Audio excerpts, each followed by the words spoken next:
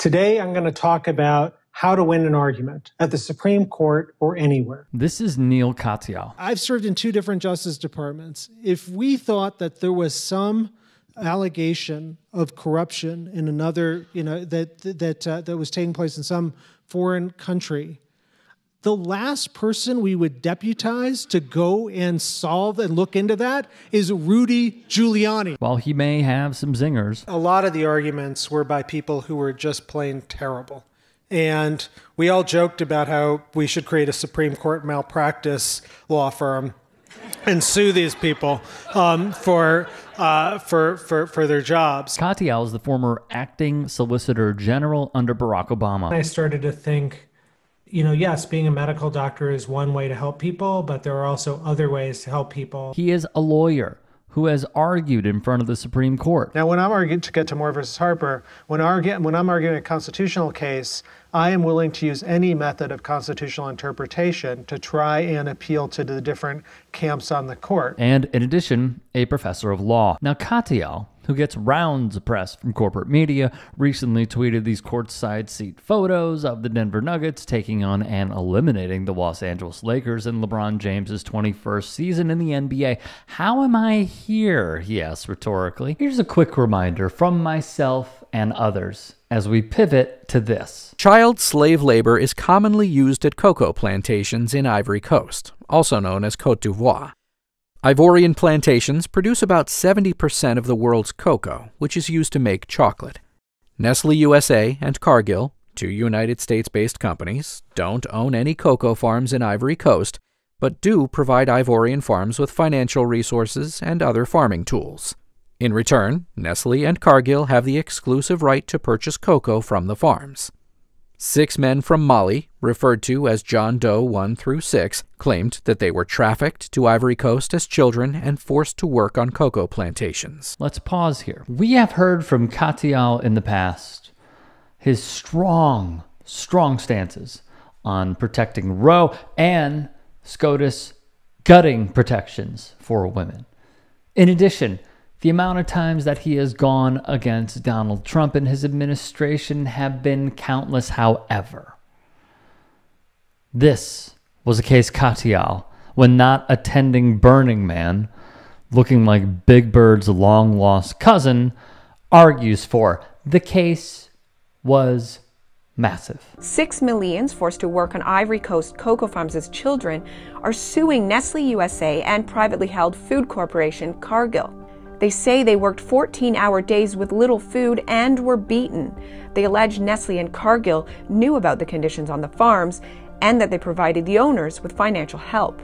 The allegations are horrific, and I would hope that that alone would encourage corporations to be more careful. If the case stands and Nestle and Cargill are eventually found liable, aside from the financial penalty, the United States government or governments around the world could introduce stricter new regulations, something chocolate producers have so far been able to avoid. They have, largely hiding behind corporate lawyers who make the arguments for why this could potentially be a necessity simply because it increases their profit margins. Quand j'étais à 10 ans, j'étais parti à l'école. Quand mes parents n'ont pas assez l'argent, ils sont sortis, je venais les aider au champ. As France 24 English reported, the Ivory Coast is the world's largest cocoa producer. They cite the National Opinion Research Center in writing nearly 800,000 children were involved in cocoa-related labor in the country, and that's just from 2018 to 2019. PBS would add more to this story. According to a recent report, in the cocoa-growing areas of Ghana and Ivory Coast, where most of the beans used to make the world's chocolate come from, almost half of the children work as child laborers. That's more than 1.5 million children. Most are doing what's termed hazardous work, involving sharp tools, heavy loads, or toxic pesticides. It's all part of the laborious process of separating beans from the large cocoa pods pulled from trees. Although child labor is not unique to cocoa, the fact that chocolate is a luxury product, a more than $100 billion a year business when most cocoa farmers live below the poverty line. But let's look into that Nestle case, shall we? The 6 from Mali who filed the class action suit alleged they worked on the cocoa plantations in return for no pay and very little food. They claimed they were beaten, whipped even, and tortured by overseers who routinely inflicted sadistic punishments. One plaintiff tried and failed to escape, and when they were caught, his overseers allegedly cut the soles of his feet, rubbed chili pepper into the wounds, then tied him to a tree and beat him until he sustained severe, permanent injuries. Sadly and tragically, this is par for the course. On this farm, we find Abdul. He survived 3 years of work. He's just 10. He earns no wages for his work, he says, just food, the occasional tip from the owner, and the torn clothes on his back. The plaintiffs would argue on behalf of their clients in this case that not only did Nestle and Cargill know of the treacherous conditions, but the companies aided and abetted them, and in conclusion, chose indifference. From KXAN, the case involves a law enacted by the very first Congress in 1789, the Alien Tort Statute, which permits foreign citizens to sue in U.S. courts for human rights abuses. The justices were being asked to rule on whether it permits lawsuits against American companies. Now, young children are abducted from poor countries like Mali and Burkina Faso and taken to neighboring countries like Ivory Coast and Ghana to work for farmers who own them, work them, and beat them until they submit totally. The U.S. Labor Department estimates that over 2 million children work in the cocoa industry globally. No pay, no chance of escaping, and harsh conditions, including malnourishment and physical and mental torture. They're at the bottom of the cocoa pyramid. The cocoa they harvest is sold by the farmers to a local cooperative, which then sells it to big conglomerates from around the world, including America's Cargill and Mondelez and Switzerland's Barry Callebaut, which in turn supply cocoa to household names like Nestle, Mars, Cadbury's, and Lindt. From Slate's write-up in the year 2020, and I suggest everyone go read this. We will leave the link in the description box below. It is a very important piece. 2 years ago, by a 5-4 vote, the conservatives granted foreign corporations immunity from ATS suits. Katyal asked the court to expand the immunity to American corporations, meaning in effect that no corporations, foreign or domestic, can be sued under the statute. And look who he was joined by. The Trump administration, Katyal, per Amy Howe of SCOTUS blog, another fantastic write-up, would argue the companies were merely an afterthought in their complaint, which alleged only that the companies had made decisions in the U.S. and knew about child slavery in Côte d'Ivoire. Katyal urged the Supreme Court justices to throw the case out on one of two grounds. The ATS does not apply to U.S. corporations, or the ATS does not apply when, as Katyal contended, the conduct at the heart of the case occurred outside the U.S. I'm going to play a few clips from the Supreme Court justices, but one of them, Justice Elena Kagan, would hear Katyal's defense of these mega corporations, Nestle and Cargill, and would respond as such. Why, if a child could bring a suit under the ATS against 10 individual slaveholders, he couldn't also sue a corporation that the 10 slaveholders formed to evade liability? She would note that after the transatlantic slave trade was abolished, there was also a long history of imposing liability on ships rather than individuals that carried slaves, suggesting that there was a norm of holding entities liable in international law.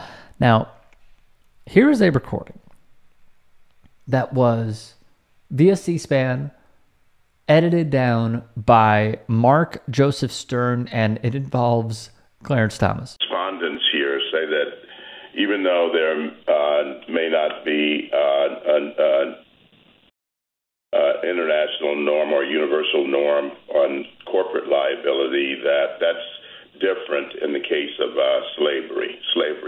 What's your response to that? Well, first of all, Your Honor, I think that the norm that they're asserting is not child slavery, but aiding and abetting child slavery, and they failed their own test. They have not a single case that says there is such a norm of aiding and abetting that. See, Your Honor, it's not about us knowing and benefiting. It's about aiding and abetting child slavery.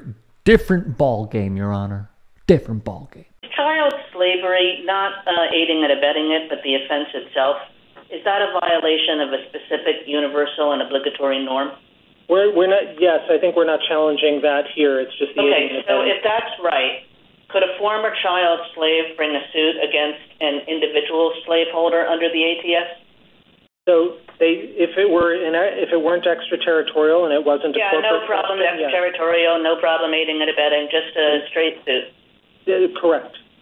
Okay, and could this same former child slave under the same circumstances bring a suit against 10 slaveholders?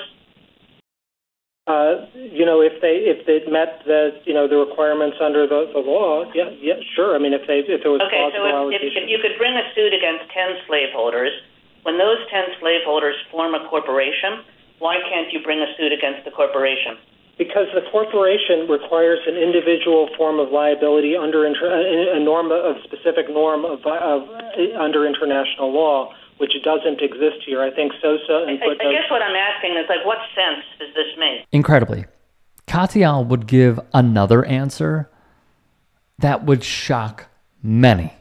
Justice Alito would give Katyal a hypothetical. If an American corporation hired foreign agents to kidnap children and hold them in bondage on a plantation in Africa, could those children sue the corporation in U.S. courts under the ATS? Katyal responded, no. An American corporation that enslaves children overseas has no liability under the statute. Let's also remember who this guy is. Katyal is a lawyer who has helped companies crush labor rights and consumer rights while maintaining an active pro bono practice, often suing the Trump administration and defending death row inmates. In June of 2021, Nestle and Cargill saw the Supreme Court rule in their favor. The biggest key was this: the conservative justices have been extremely hesitant to allow lawsuits involving international crimes that might implicate U.S. foreign policy.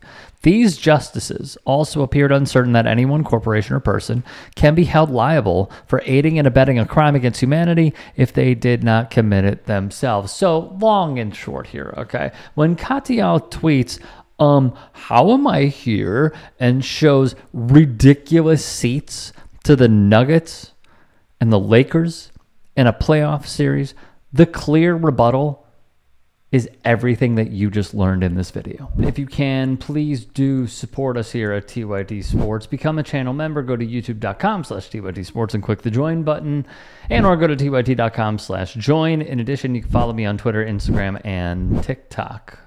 Appreciate all the love.